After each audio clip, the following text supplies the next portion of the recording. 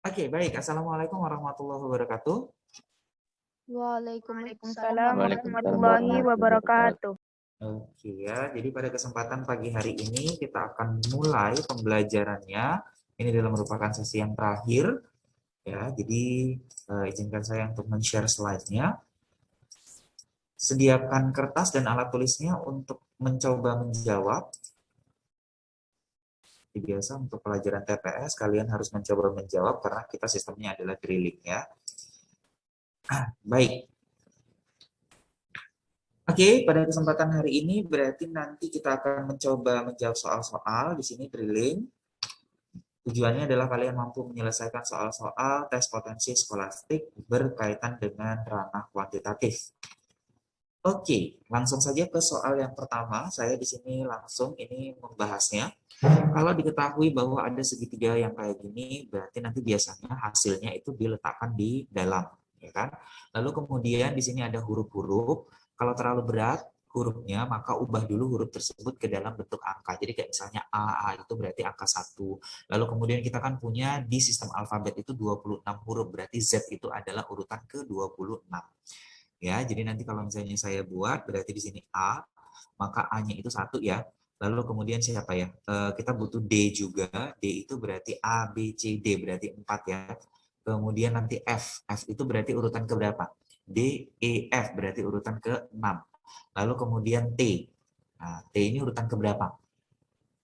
A, B, C, D, E, F, G, 20 ya. Oke.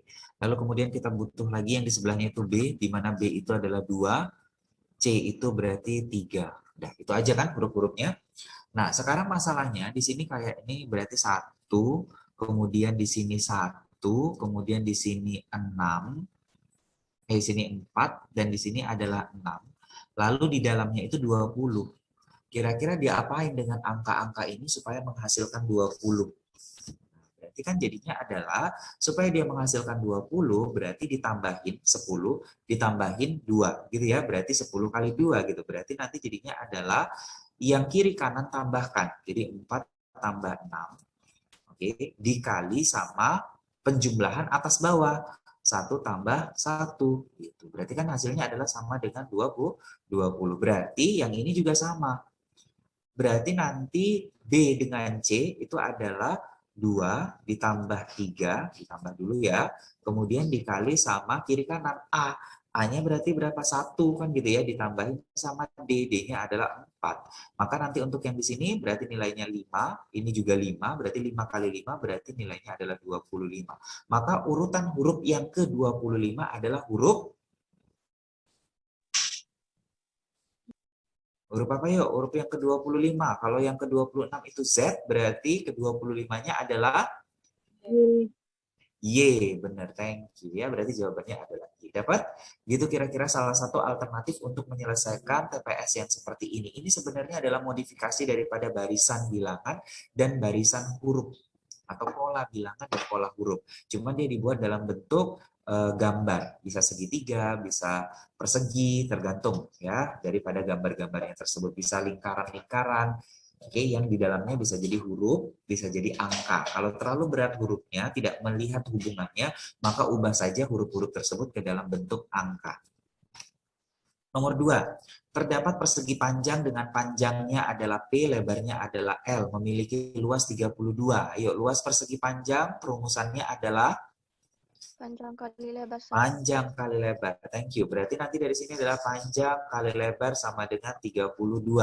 Lalu keliling daripada persegi panjang tersebut adalah 6 kali lebarnya, 6L. Berapakah nilai P? Oke, keliling daripada persegi panjang. Apa keliling persegi panjang?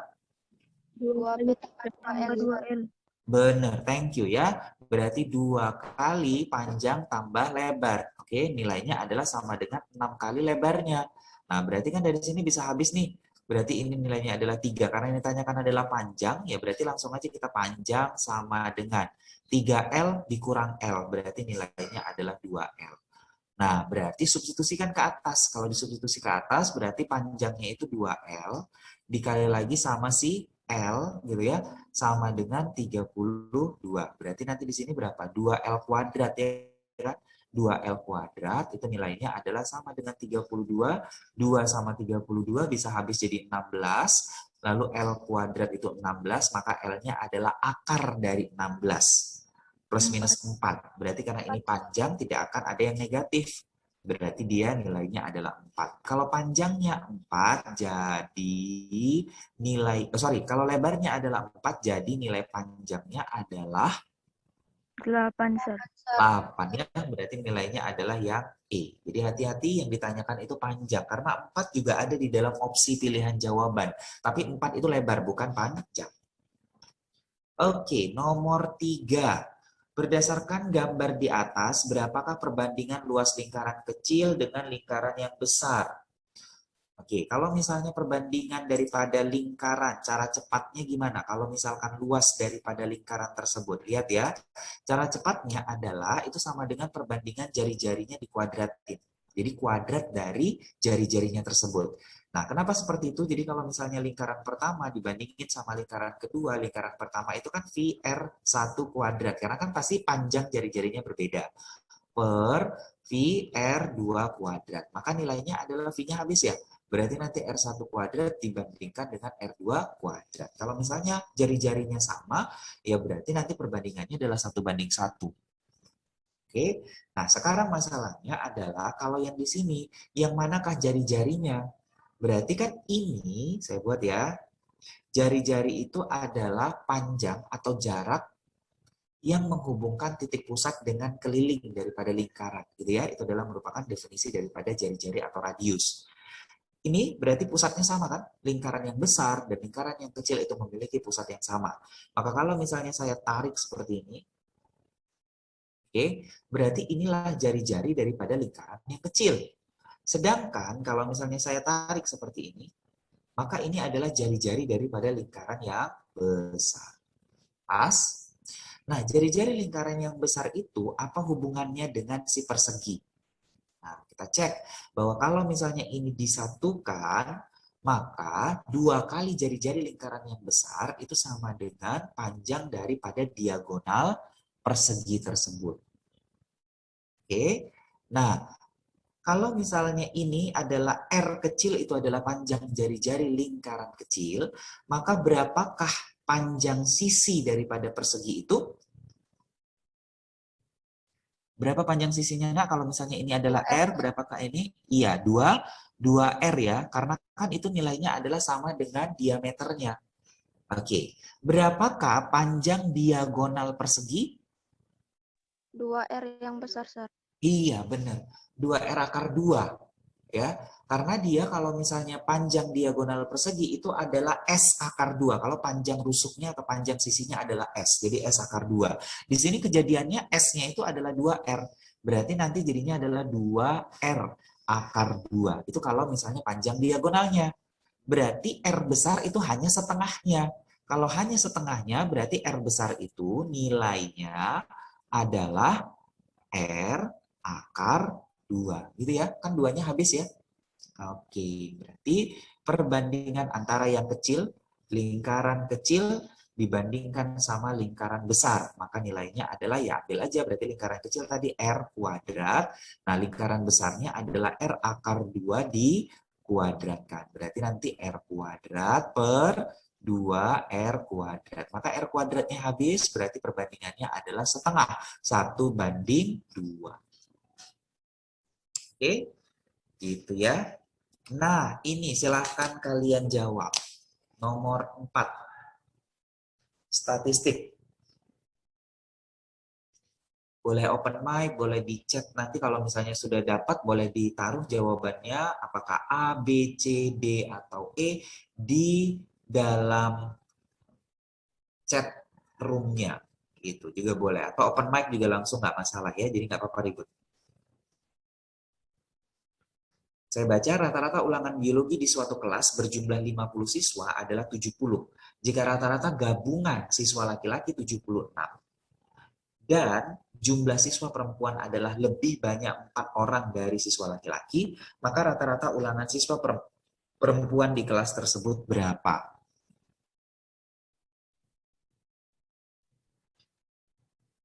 Rata-rata gabungan konsepnya.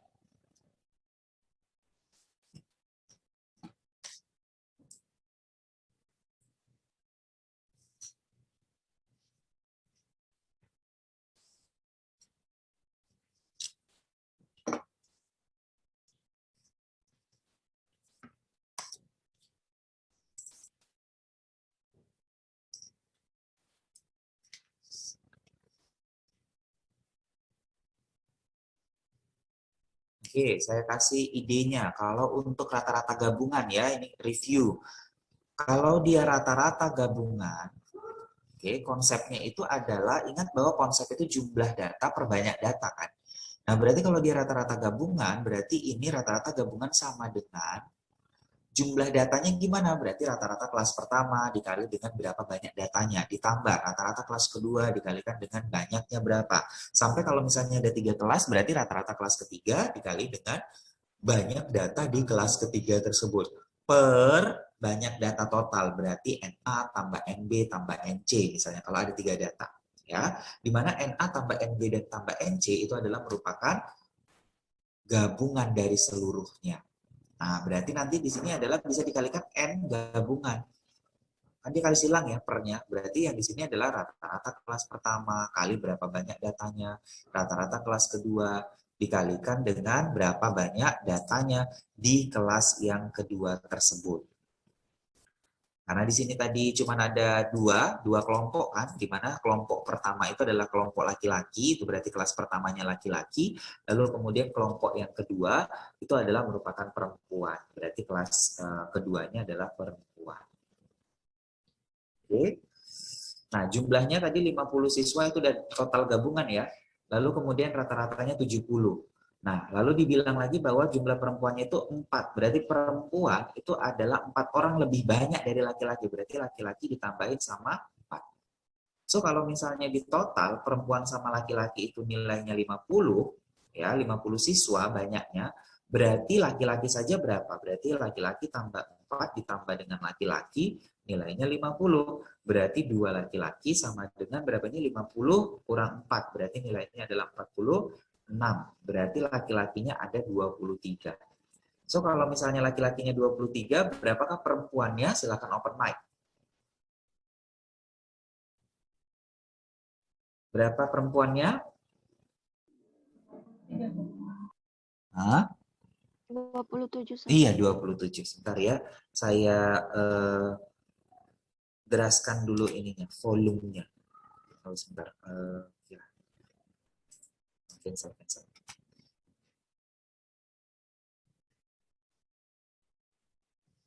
Saya keep. Bentar ya, nggak dengar saya.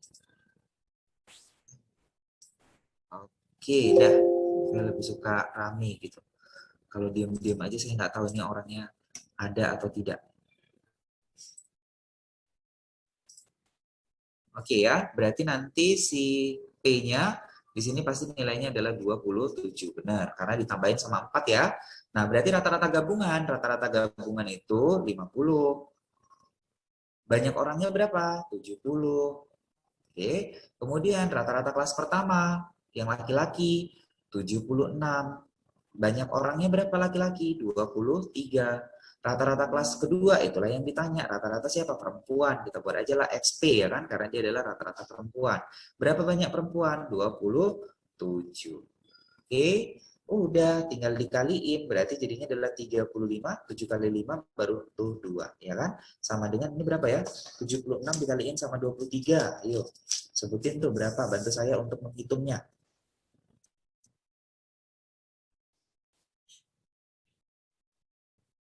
1748. Oke, thank you. 1748 dikaliin sama 27 rata-rata daripada perempuan. Kurangin ya. Kalau dikurangin berarti itu hasilnya adalah berapa kalau dikurangin? 2, 5, 7, 1 ya. 1752. Kalau misalnya 3500 dikurangin sama 1748. Nah, itu nilainya adalah 27 rata-rata. Udah, rata-ratanya berarti nilainya adalah 1752 dibagi sama 27. Kan udah ada opsi. Ya kita tes aja. Di situ kan 64 sama 65 ya. Kalau misalnya dia 1752 dikaliin sama 64, oke, berarti ini hasilnya berapa? 802 27 kali 64, sorry, Sir. sorry. 27 kali 64 ya benar. 27 dikaliin sama 64. Ini berarti nanti nilainya berapa tuh kalau misalnya 27 dikaliin sama 64? 6427 ya. Kalau dikaliin berapa tuh? 1728. Berarti 1728. 1728 ya kan? 1728 itu 64. Tambahin coba 27. Berarti 65 kan kalau ditambah 27. Udah lewat ya, 1755 udah lewat. Berarti dia adalah 64 sekianan. Karena kalau 65 dia 1755, sedangkan kita punya 1752. Masih kurang. Oke, berarti 64 koma. Ya udah, cuma satu kok 64 komanya, maka jawabannya adalah yang B. Itu adalah cara lebih mudah lagi untuk mencari perhitungan kalau misalnya angkanya terlalu besar. Seperti ya, berarti jawabannya adalah bola. Lanjut, nomor 5. Nomor 5, dalam sebuah kotak terdapat 8 bola kuning,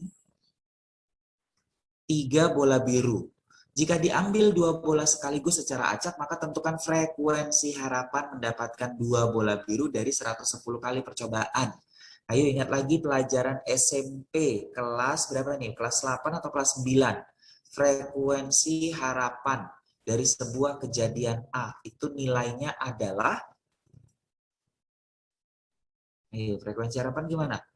Peluangnya dikali sama N. N itu adalah banyak percobaan. Jadi berapa kali dia dilakukan percobaannya. Kalau peluang kan cuma 1 kali. Kalau misalnya frekuensi harapan lebih daripada 1 kali, maka dia memiliki harapan, gitu ya. Nah, berarti nanti kita harus tahu dulu peluangnya. Sekarang masalahnya peluangnya belum dapat. Logikanya gini, berarti nanti jadinya adalah total bolanya itu ada 11 ya.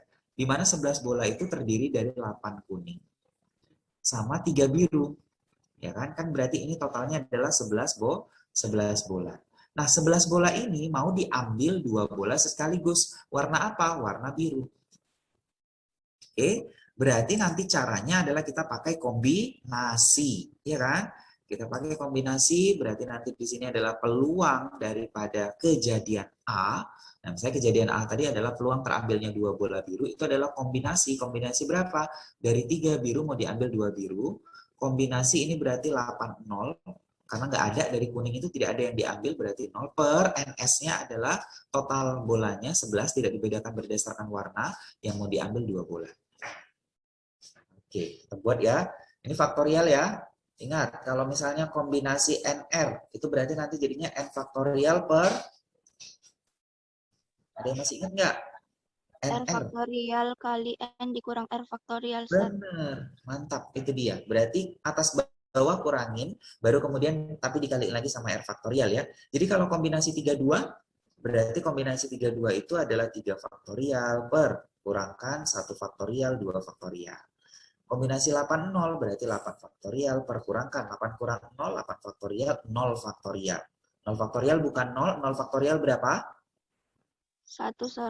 1, thank you. Berarti ini jadi 1 ya. Kalau ini jadinya 3 ya, karena ini 3 faktorial itu berarti 3 kali 2 faktorial. 2 faktorialnya pun nanti habis. Ini 11 faktorial per 11 kurang 2, itu berarti 9 faktorial, 2 faktorial. Oke, berarti nanti jadinya adalah 3 untuk yang atas, untuk yang bawah 11, 10, 9 faktorial habis per 9 faktorial, 2 faktorial itu 2.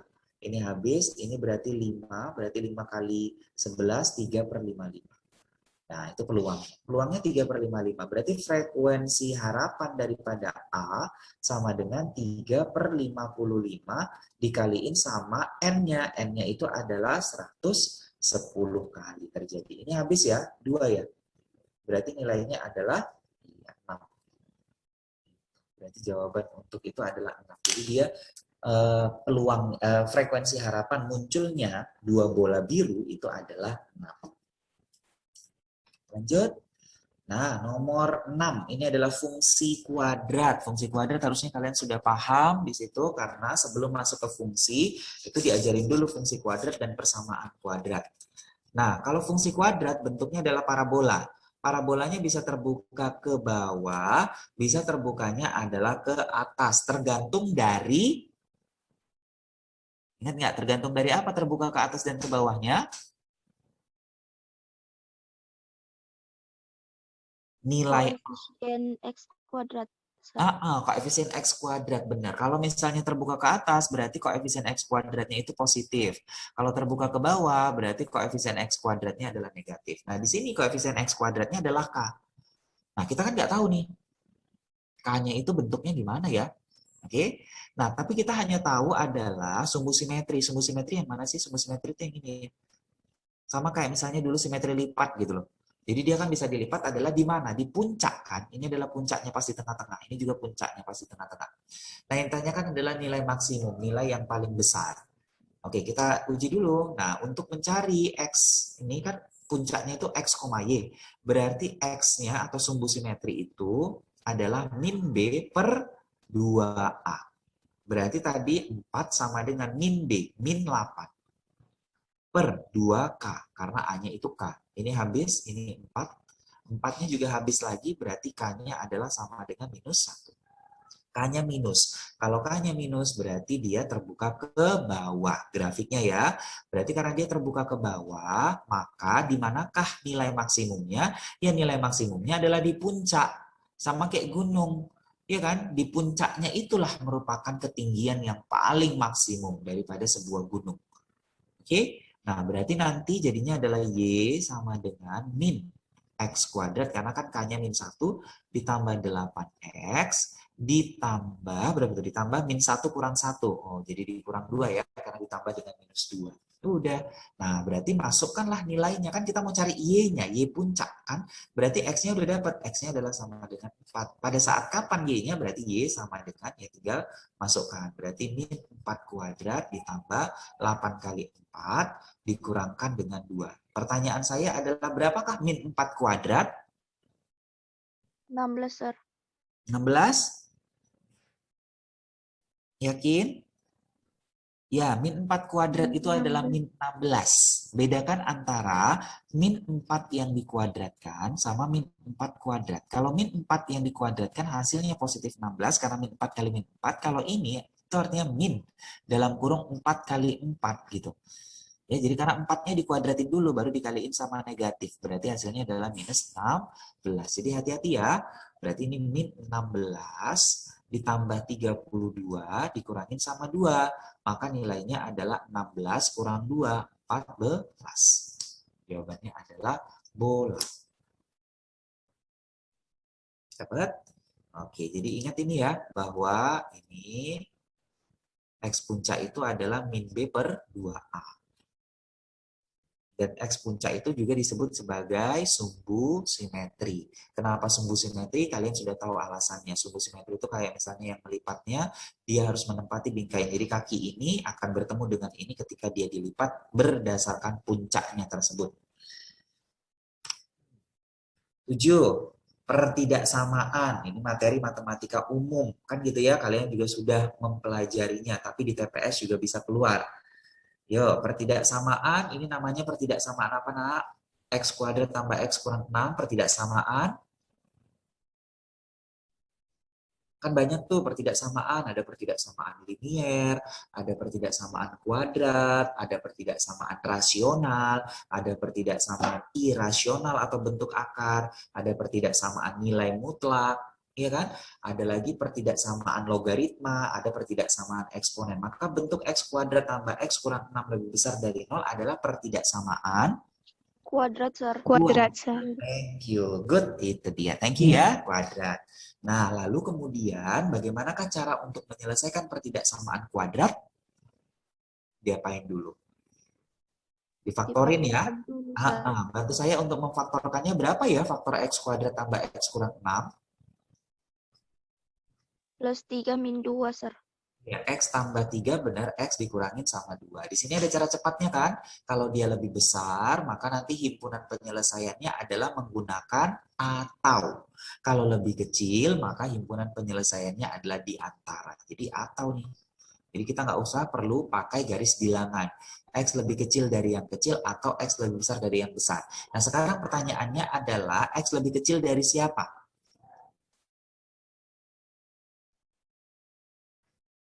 Min 3, Sir.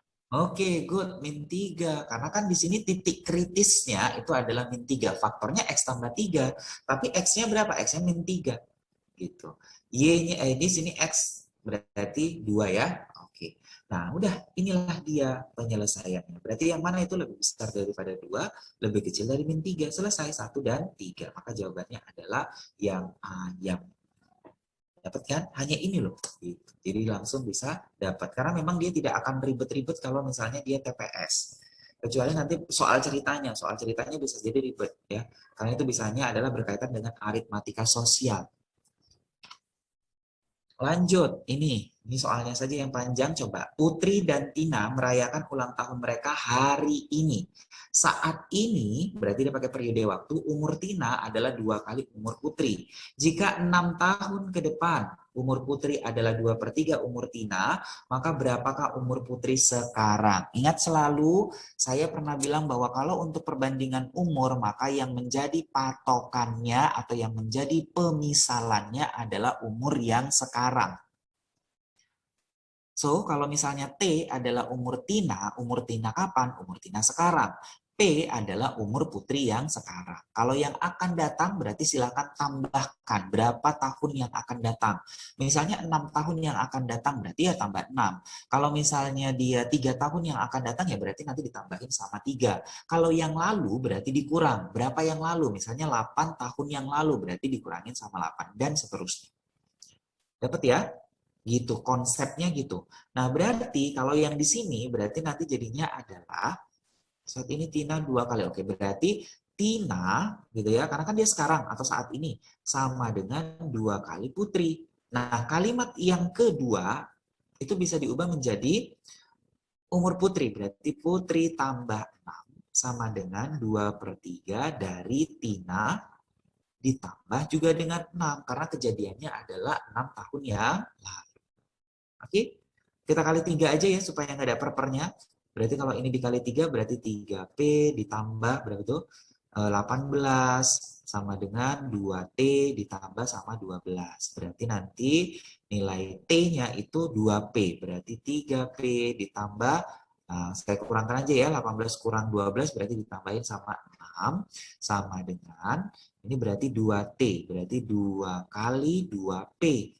Berarti nanti jadinya 3P ditambah 6 sama dengan 4P. 4P kurang 3P. Ya udah P. P sama dengan berapa? P 6.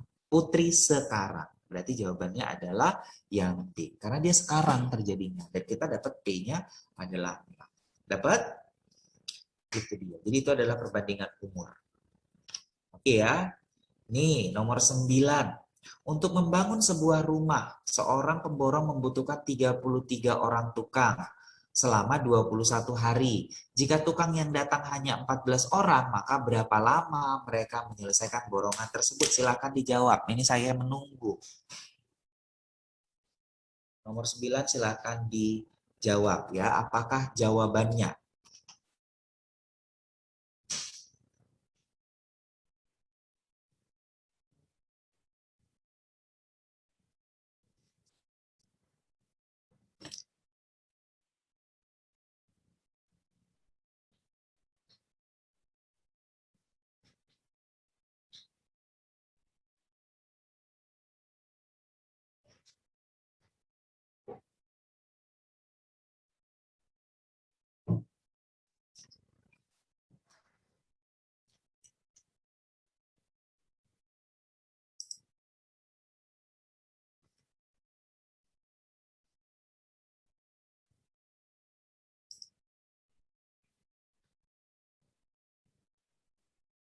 Berapa jawabannya? Dicoba. 49,5 hari, Sir. Oke, good. Itu dia 49,5. Bagus ya, thank you. Nah, ini adalah merupakan perbandingan berbalik nilai. Jadi ada perbandingan senilai, ada berbalik nilai. Kalau ini kan antara pekerja sama harinya. Kalau pekerjanya makin banyak, ya berarti harinya makin turun, kecuali pekerjanya yang gosip. Ya kan? Nah, berarti nanti di sini ada 33 orang tukang, selesainya 21 hari. Ternyata yang datang cuma 14. Harinya berarti ya makin lama.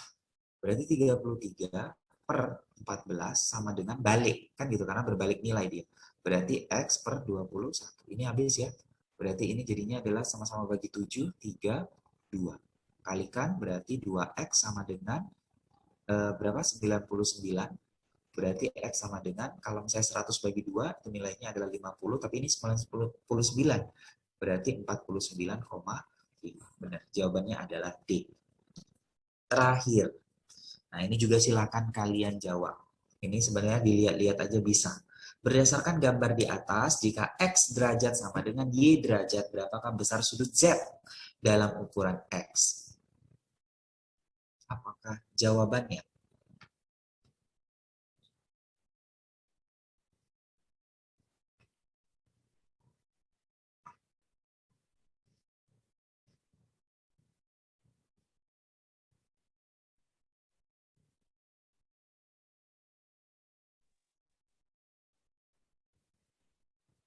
Ya, berapa jawabannya?